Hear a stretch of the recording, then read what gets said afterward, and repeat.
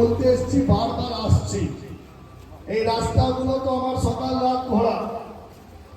যখন ইচ্ছে হয় মায়ের কাছে মা তারা মন্দিরে চলে আসি আশীর্বাদ নিতে।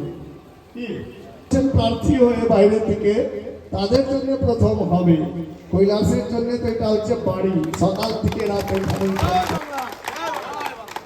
এবং তাই আমি আমার সমস্ত নির্বাচনী পথসভাতে, নির্বাচনী প্রচারে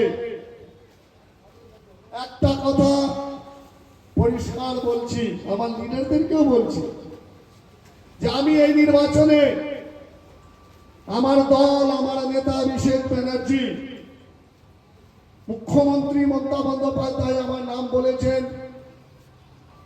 আমি কারো বিরুদ্ধে লড়তে এখানে আসিনি।